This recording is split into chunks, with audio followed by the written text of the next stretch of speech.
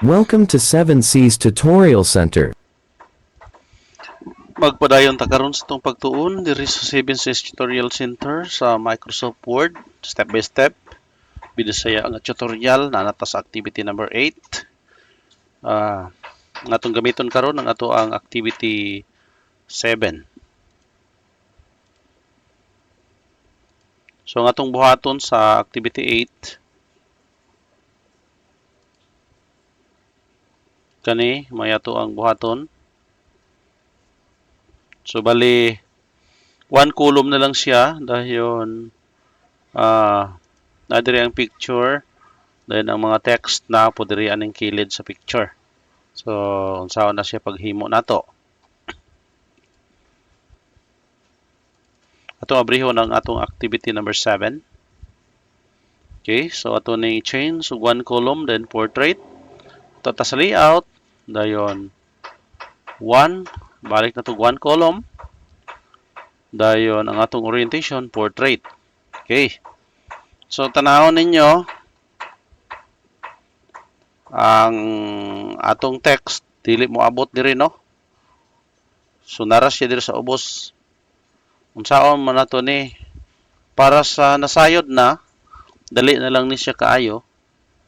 Pero para tong wala pa kasulay mabalaw jud huna-huna og unsaon ni siya. So mo na nga kinahanglan jud ta nga kung mahimo mo undergo jud ta og training at alang adtong mga wala kasugod sa activity 1 na ata sa description box. Tuplo ka lang ninyo na para nga inyohang masunod no ang ato ang video. Gikan sa permirong activity padulong sa activity number 7. Dayon kani atong ibuhaton activity number 8. Mubo ra kay ning activity mo ning taas-taas kog istorya kay mubo ra man activity gibawi ba. Dayon subscribe lang pud mo para sunod nato ang mga video ani. So karon ato na ni siyang ibalhin ning text diri no aron maparehas atong ato ang gitrabaho. Dire ra mo sa picture, i-right click ra ninyo ng picture right click ra. No? Dayon wrap text lang. No, pwede pod og wrap text dayon in front. Pwede magpili mo square ba, tight ba, no? Yung pilian or kung dili mo mag right click dire mo sa wrap text babaw. Pwede ninyo testingan ang square pwede, ang tight pwede, no?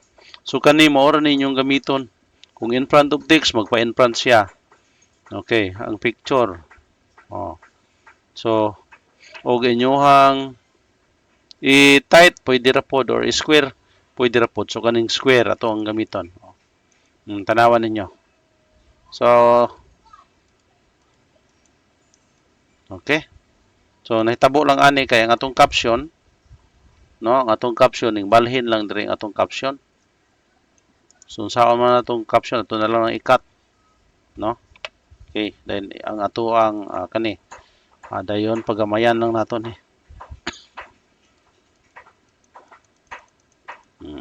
Ana ra ang pagamay kanira manggod Muna pagamay ang padako kaning sa pikas no, kana pagamay na siya.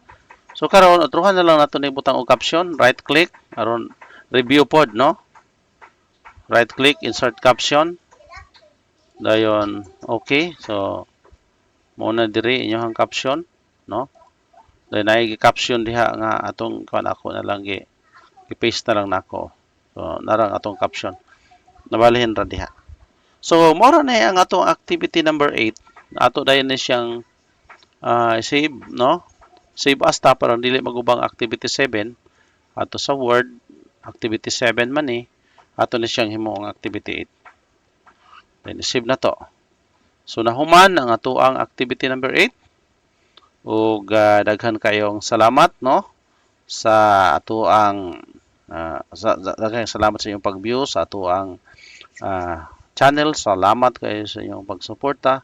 Kung hinaut-unta nga kini nga tutorial nakatabang ninyo. Daghang salamat.